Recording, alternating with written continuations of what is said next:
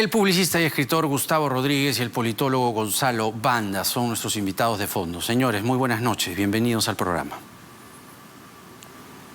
¿Me escuchan? ¿Qué tal, Jaime? ¿Sí? Solo para probar audio. Gracias por estar aquí. A ver, primero vamos en orden, el debate del sábado. Yo decía en la radio, creo que estábamos contigo, Gonzalo, que solamente nos faltó escuchar si regalaban una cocina Surge, ¿no? Había de todos, ¿no? Había, duplicaban pensión 65, ofrecimientos populistas por aquí y por allá. La señora Fujimori ofreciendo duplicar pensión 65, cuando hace 10 años era pues un programa innombrable.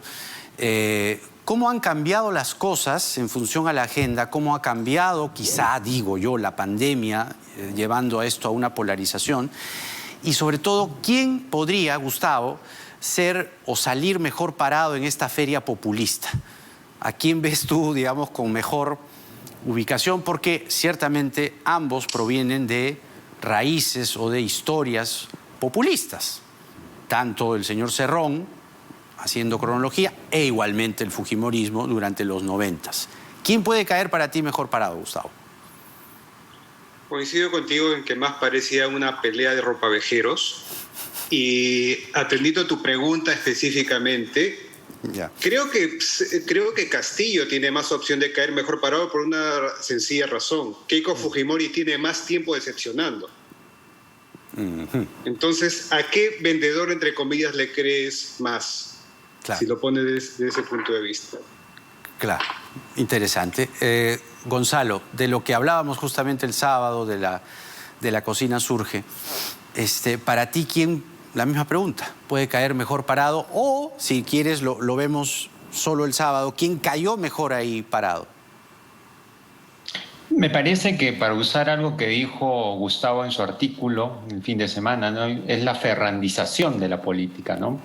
Se termina, pues, ofreciendo lo que se puede, ¿no?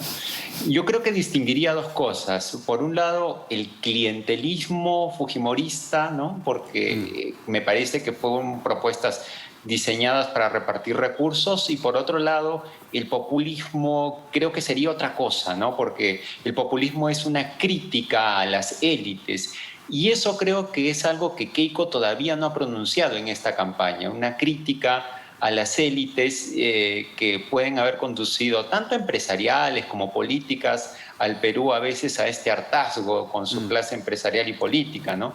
En ese escenario yo coincido que tal vez en lo simbólico, por lo menos, sale parado, bien parado Castillo, y Keiko Fujimori le reconozco la gallardía de haber enfrentado el debate en Chota. Eso, justamente, reconocer, Gustavo, ciertos valores, sobre todo expuestos el día sábado, y sobre todo la performance de los últimos días de Keiko Fujimori. Pensaba yo, mientras la escuchaba, oye, pero también son 3 elecciones, ¿no? Es decir, te da un vuelo, te da horas de vuelo y como que ya tienes el temple y hasta allá hay cosas que repites mecánicamente, ¿no? Esa diferencia cuantitativa de Keiko Fujimori sobre Pedro Castillo se vio el sábado, se está viendo estos últimos días y si le trae ventajas. Hay gente que puede decir que incluso la encuesta podría ser una respuesta a eso. A ver, es cierto, Keiko Fujimori tiene más tiempo manejando ese carro y está más cuajada, pero es un alma de doble filo, me parece, desde un punto de vista de la narrativa, porque en época electoral la palabra cambio es la que más se usa en todo el mundo, y la gente quiere un cambio. Y de alguna manera Castillo representa mejor ese cambio. Lo que le falta a Keiko Fujimori, lo que le falta a los dos en realidad, es dejar de lado esa pelea de quién regala más cocinas Surges, para instalar un concepto novedoso que hable de este cambio. Creo que Gonzalo de repente puede decirlo mejor que yo, pero yo tengo la sensación, es más, la encuesta de Ipsos lo dijo ayer, más del 80% de la población sí quiere cambio, sí quiere, pero no quiere un cambio extremo. Exactamente. ¿No? Entonces, yo creo que el gran reto para ambos candidatos es ver de qué manera desde sus orillas te plantean novedosamente esta noción con conceptos claros, creíbles. Es verdad, porque, Gonzalo, esto que dice Gustavo es bien interesante y además te pide desarrollarlo y creo que haríamos bien en eso. Definitivamente el debate lo que te muestra es, sí, Keiko Fujimori no puede estar tanto del lado tan extremo, ¿no? No puede estar tan 2011 porque es imposible, ¿no? O sea, definitivamente hay un discurso que tiene que replantear y lo ha hecho. Pensión 65, los 3.000 colegios, el 40% del canon directo, ¿no? O sea, es decir, eso, ni siquiera me voy 2011, 2018, hubiese sido impensable, ¿no? Escuchar cosas así. Ahora, sacar provecho de una situación como la que estamos viviendo en una carrera política, conseguir lo que también anota bien Gustavo, la gente quiere un cambio, es decir, ya, dejémonos de cosas. ¿Se ha perdido para ti esta conquista del centro o es que el centro se consigue a partir de el universo cambio? Lo que pasa es que es la elección después de la crisis económica y sanitaria, Jaime, ¿no? Y esto marca la elección. Por lo tanto, después de esta elección va a haber seguramente que redefinir mucho de los conceptos de centro político por esta elección. Y había, creo yo, una serie de expectativas sobredimensionadas por el centro político y creo que no tenían mucho fundamento porque en el centro político, bueno, tú tienes propuestas más tecnocráticas que proponen algunos cambios pequeñitos, ¿no? Cuando claramente a veces la población quería, pues estaba persiguiendo balones de oxígeno y camas UCI, ¿no? Ahí en lo programático me parece que Keiko Fujimori le cuesta todavía armar una imagen del cambio, ¿no? ¿Cuál es el cambio, no? Porque el cambio del equipo que ha presentado no parece tal, ¿no?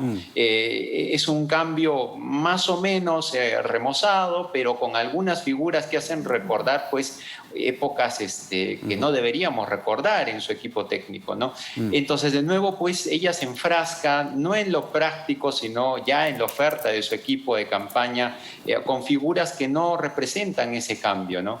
Y por otro lado, me parece que Keiko tiene la limitante, pues, del antivoto y del definitivamente votaría por ella, ¿no? Que en el caso de Ipsos definitivamente votaría por ella solo 22 puntos y no votaría por ella 50 puntos. Sí.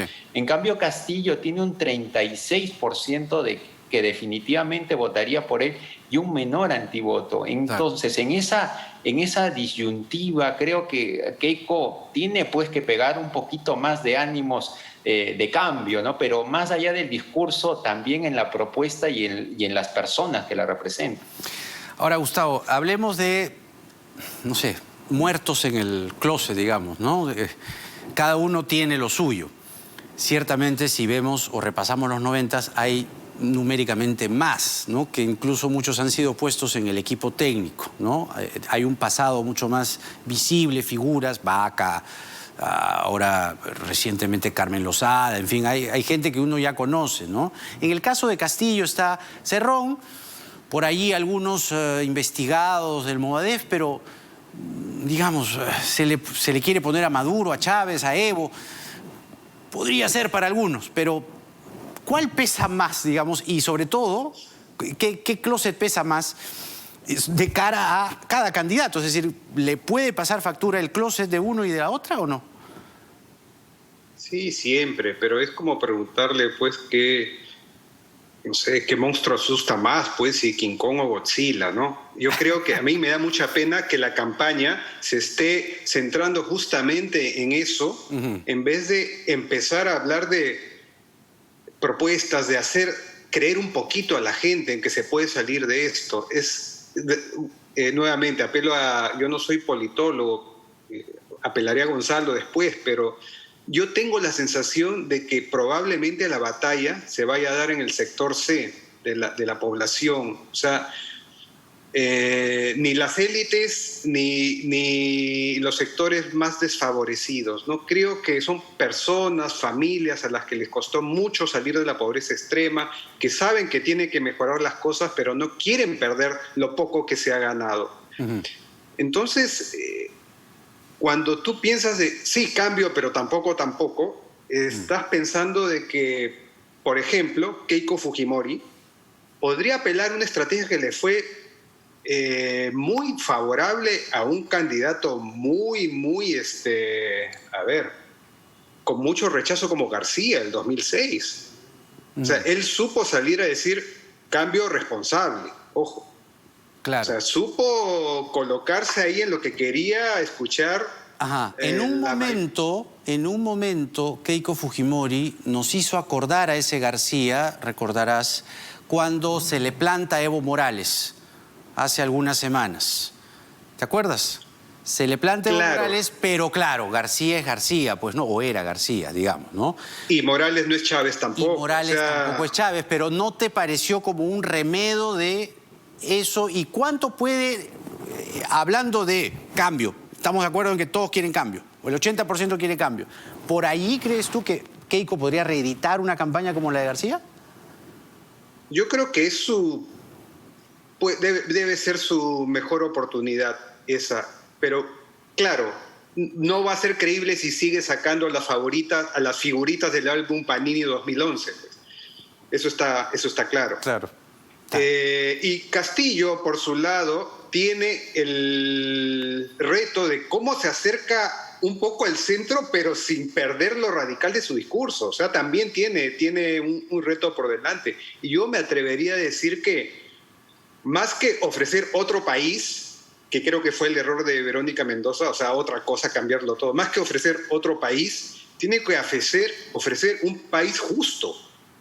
O sea, nadie te va a rebatir la idea de que necesitamos ser un país justo. Claro. Y convocar a profesionales que quieran un país justo, a los mejores profesionales. Uh-huh. Ahora, Gonzalo, precisamente en esa misma línea, ¿ves tú bandos contrarios, ¿no? Es como... hace bien Gustavo en distinguir eso, ¿no? Yo lo pongo sobre la mesa porque está allí. Incluso está ahí esto de equipo técnico. A mí nadie me va a decir cuándo presento el equipo técnico. Yo presento el equipo técnico, ¿no? ¿Cuánto pesa eso para ti, Gonzalo, por ejemplo? Y lo otro es, ¿no?, que se ha querido colocar esto entre comunistas y anticomunistas, demócratas versus chavistas y cosas por el estilo. Esas etiquetas, ¿no? Esos contrarios, esos bandos. Tengo la impresión que ya, digamos, tienen que cambiar de discurso ahora mismo. Es decir, ya esto tiene que abandonarse e ir a las propuestas. Ir de una vez a cómo diablos van a resolver, por ejemplo, la pandemia. ¿Le interesa eso a la gente de verdad? ¿O porque como estamos con un 43% de Castillo se queda, como alguien dice por ahí, Castillo no tiene que hacer nada, Castillo nada del muertito y gana? Lo que pasa es que la distancia, Jaime, entre los dos no es estimulante para él para hacer un cambio, ¿no? Si la distancia fuera un poquito más ligera, pues, o sea, creo que sí, ¿no? Y ahora lo que vemos en los últimos días es, pues, este efecto de que todo el establishment político, salvo Juntos por el Perú, pues, comienza a endosarle apoyos a Keiko Fujimori y en esa especie de discurso, pues, Castillo se convierte en el enemigo de todo el establishment político, ¿no? Entonces, cuando uno quiere embanderar la idea de cambio, que es muy buena, ¿no?, que construye sobre un mensaje positivo y no sobre el miedo, uno se pone a pensar si tal vez este cargamontón masivo de todo el establishment político, de alguna parte de los medios, de cierta parte ya incluso de la farándula, de los jugadores, exjugadores de fútbol, ¿no? Que como hoy ya estaba viendo un video de Waldir Sánchez, el Puma Carranza. Entonces, si construimos la narrativa de todos contra Castillo, pues Castillo no tiene los estímulos para moderarse, ¿no? Y esos estímulos los necesita, ¿no? Dejarlo correr solo por el carril del antipolítico, del anti-establishment, no solo es una mala noticia para el Perú, sino es una mala noticia para lo que va a venir para el gobierno peruano, porque está comprobado que ese tipo de posturas que alejan a esos candidatos que tienen esas pretensiones, en lugar de acercarlos a pretensiones menos autoritarias, terminan convirtiéndolos en más autoritarios. Entonces, a mí me parece, Jaime, que ese discurso termina por no hacer que Castillo nos presente sus cartas, ¿no? Porque se siente pues perseguido en esa retórica de la persecución de la que tanto hemos hablado, que le sirvió para ganar o terminar teniendo el mayor porcentaje en la primera vuelta, ¿no? O sea, Gustavo, finalmente el endose o que tantas caras o viejos conocidos se aparezcan van a persistir en esta idea de campaña del anti y el pro, y finalmente quien sale más perjudicada parece ser la señora Fujimori. Gonzalo tiene toda la razón. A ver, Pedro Castillo hoy en día es Fujimori de 1990. O sea, los más jóvenes no lo saben, no lo vivieron, yo lo viví, creo que ustedes dos no, o eran muy chicos sí. Quizá, pero las élites le tenían terror a Fujimori el año 90, le tenían terror. Hasta que Fujimori, que era alguien como Castillo, que ni soñaba con alcanzar la presidencia, alcanzó la presidencia justamente por haber sido colocado en la narrativa como el David contra Goliat. Claro. ¿Qué pasó con este candidato que ni siquiera tenía plan aparentemente con Fujimori? Pues fue absorbido por las políticas de Hayek, los Chicago Boys, y 5 años después fue amado por las élites. Va a pasar lo mismo. Si siguen así, va a pasar lo mismo. O sea, yo prefiero que, además olvidamos que tenemos años de desintegración de los partidos políticos, ha hecho desintegrar también el discurso ideológico. O sea, la gran mayoría de ciudadanos no saben qué es el comunismo. O sea, los ciudadanos saben qué es el inocomismo. O sea, y no comí ayer y no comí hoy. O sea, ¿de qué ideología le vas a hablar a alguien a quien se le acaba de morir su padre y no sabe, no tiene que comer? Así es. No.